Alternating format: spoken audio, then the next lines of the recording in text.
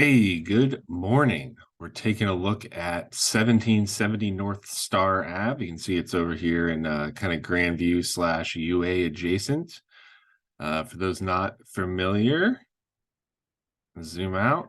This is Columbus as a whole.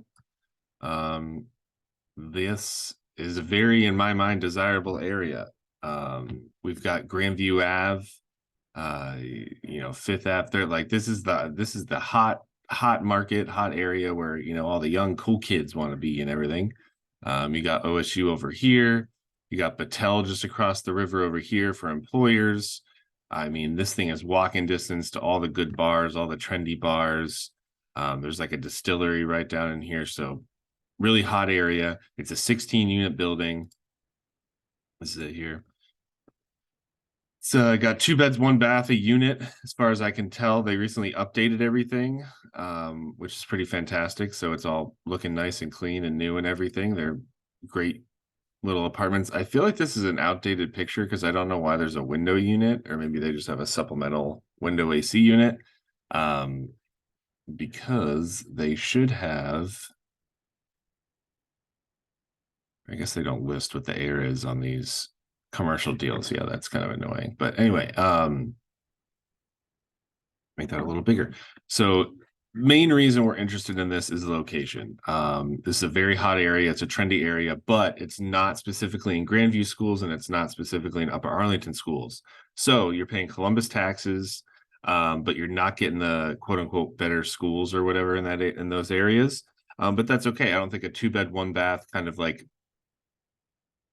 trendy area is going to be your target for like young families and things. So in my mind, my avatar of a renter here is someone who is maybe just out of college, or they're 25, 26. They want to live where they can walk to either, if not work, but certainly to bars, to Kroger to get groceries, whatever they want to do. It's very walkable in this area.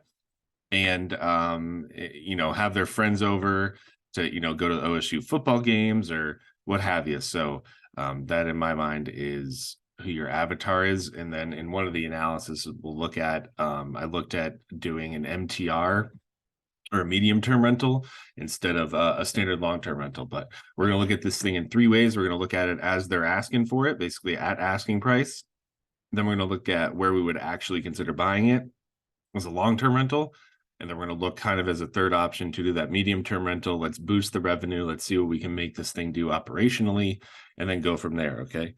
So the main point here is that we like the building. We want to acquire the building. How do we make it work? Where do we target the deal to come in? And then start discussions with the listing broker and everything from there. So this is just kind of the groundwork, and what we're going to do. So I'm going to pull up my numbers. So this is our first number. So they're asking, I guess I can show you this. They're asking 2.8 basically million. It's a 16 unit. They're 2 bed, 1 bath per unit. They are claiming about a $90,000, $91,000 in expenses. And they're claiming about a $1.59, $1.58.5 net NOI, net operating income. So if we do that real quick, we got 158,502.29, and divide that by the 2,795,123. We got a 5.67% cap rate. So not even a 6% cap rate on the purchase side of this.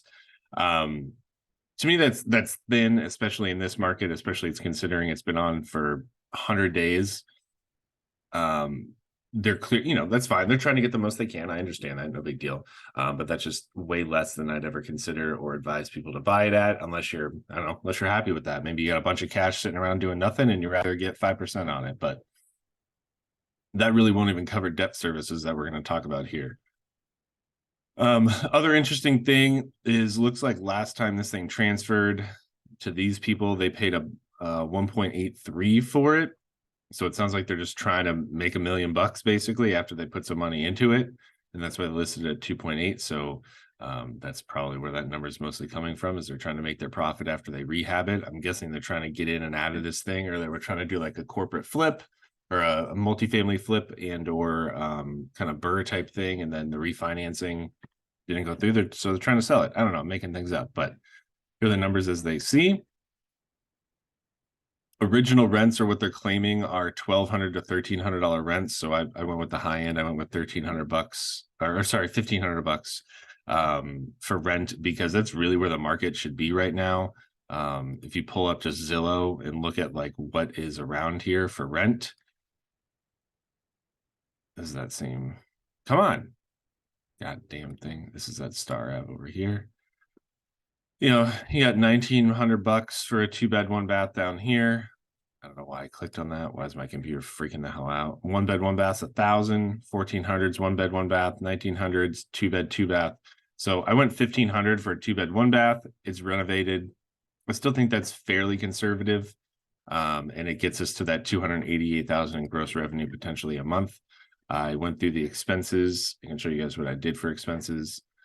Property tax, I took the current tax and I bumped it up a little, assuming they're going to go up when we purchase it. It could be more than that. Property taxes in Columbus are usually 2.09%. So take that into account. Insurance, I basically just did $1,000 per unit a year. I thought that was a good measure. So we're at 16 grand a year. Repairs and maintenance, I figured $4,500 a year to budget. Water and sewer, I think I did $100 a quarter per unit is what I anticipated for water, which is pretty standard in my market from what I see in my units. Landscaping, I put $2,500. Property management, I put about 10% or 28 grand. And then advertising and marketing, I threw some money in there. So we got to almost the 90 grand, basically the same expenses they're talking about. So now we know we're kind of comparing apples to apples here. I did a 75% LTV loan. I did a 6.5% interest rate, 20-year term, and no interest only months because we're not really doing any rehab. It's a turnkey, and I did a 5-year term. So the annual debt service is damn near 200 grand essentially. So it's a pretty steep debt service, as I'm sure we all know. And so at this number, as is, even with the increased rents, remember you're going to come in here and these rents are only going to be 1,300. And so that, we got a 7% cap, which is a little better to consider. Our cash on cash return is not that great, especially I mean, really just because of the debt service is pretty terrible. And the ROI, it's okay. It's nothing to write home about, but it's not terrible. Really, our cash flows are what are suffering because we've only got, why the hell did it go down in year 3? The fuck is going on here? What's going on in year 3? Well, how would it, anyway, deal with that later. I messed up my numbers somewhere here. I don't know how the heck I did that, but regardless, this first couple columns is really what matters. Really, it's just extrapolating out if you raised rents and raised expenses and things like that. So anyway, 11 grand a year to have a 16 building is not that much in my opinion. So clearly it's thin. Margins are thin at asking price. If we go to a target acquisition, so this is like where I would start to consider buying it, and we've tweaked a couple levers, right? So I dropped the purchase price to 2.5, and I dropped the loan amount to 65% to try and reduce that debt coverage or that debt service. That means obviously you have to bring more for down payment. But so this option, we're bringing 875 in down payment. The last option, we were bringing about 700 in down payment. So a little more in down payment. Because of that, our cash on cash return suffered a little bit, but our cap rate's better and our ROI is much better. It's damn near 10% here in year 1. And now our cash flows are starting to be like, okay, I make 40 grand a year off this building. It's starting to make a little more sense, starting to make it worth it, right? So everything, all those expenses, everything like that, they remain the same in here. The only difference is that I dropped the price, messed with the debt service a little bit, and went from there. And then this last option is the MTR option. So medium-term rental, traveling nurses is the most common one. But I just, there's actually none really in this area. We were kind of up in this area here. Actually, no, we're right here. This is where we are. Okay. You got $2,800 for a 1-bedroom, $1,995 for a 3-bedroom. That looks pretty outdated though. Yeah. $2,200 for a newly furnished apartment unit. But the plan here would be if you go in and you furnish this thing and you do it. I'm not a huge fan of short-term rentals. I think it's a little more maintenance and management that's needed, but there is so much as far as development and work going on over here at the new medical center at OSU. There's a ton of stuff just going on in Ohio in general that I think there's a market not only for traveling nurses and being near several hospitals because you got the whatever the hell that giant one, Ohio Health or whatever up here at the hospital corner is. Then you got OSU Medical. So huge hospital systems around in this area within like a 4-minute drive of it, plus the campus in general. So I think there's a lot of like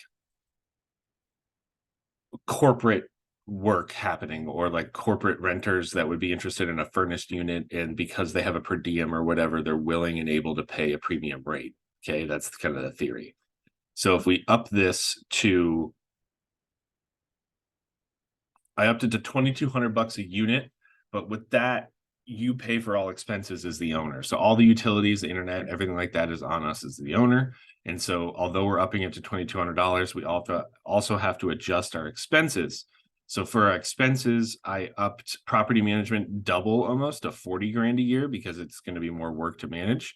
I put more marketing down. So I put 5 grand of marketing, and then I included quote professional services, but just thinking additional management, cleaning, whatever, that kind of stuff, put in 10 grand for that. I put in utilities. I think I did $180 a unit per month is what I did for like electric. That's what I anticipated. They're small units, so they shouldn't take a whole lot to do. And I realize now in the pictures, I just saw the kitchen does have gas. I didn't account for that, but I figure the utility payments in general, gas and electric combined, shouldn't be more than 80 or $100 a month in my mind. So that's what we're planning on. That's what we're looking at. And the water and sewer remain the same at the $100 a quarter a unit. So that's what we came out with. I again went back up to the 75% LTV. I kept the interest rate through this whole thing at 6.5. I honestly don't know how accurate that is for commercial rates right now, but it seemed in the ballpark of what I've heard, I guess. I didn't like go get a quote or whatever. We're just doing this for numbers sake. But that's at least consistent throughout the whole thing. So it cancels itself out when comparing all these options, right? So I don't know why that wasn't like that. Total potential rental income almost doubles. So we're at 422 now for potential rental income. We now have a cap rate of 9.3. We're talking an ROI of 15%, and we're talking a cash on cash return of 7.9. So really upping the rents to this $2,200 or $2,000 mark through increased services of a medium-term rental is, in my mind, what really makes this property sing. Now, what would be cool, or what's a possibility, is you're very open or able in this building to even have like one of the buildings be a medium-term rental and the other building be a long-term rental, and kind of have that increase revenue for the medium term, but also increase management costs, and it's not so passive, along with the more passive long-term rental and everything like that involved. So I think if not this option, certainly a blend of this option with the number 2 option. I also put this back up to full price. So if we drop this thing down to 2.5,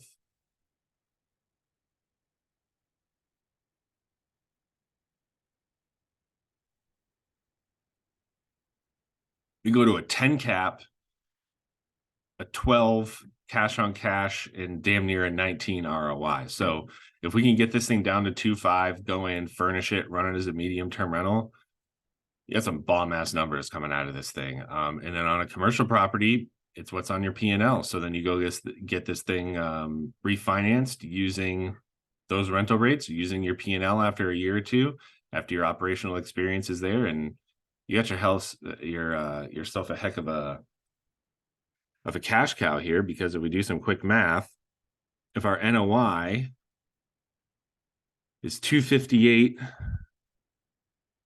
848, and say you sell this thing for, let's conservatively say you're going to sell it for an 8 cap. I think that's very conservative, but let's see if we sell it for an 8 cap, what the hell happens? So 258 848 divided by 0.08 for 8%.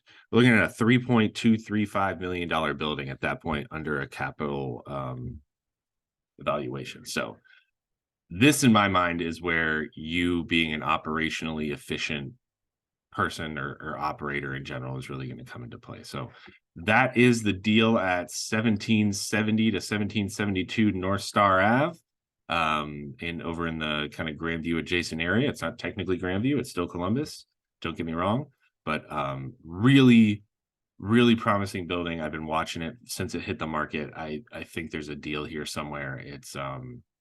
It's a pretty bomb area. It's fantastic. So that is the numbers. If you have any interest in it, or if you want me to run some numbers with you on a different deal you're looking at, or maybe heck, maybe you thought I was completely an idiot and saw something wrong, let me know. I'm always up for learning. So thanks for checking in, and we'll see you guys later.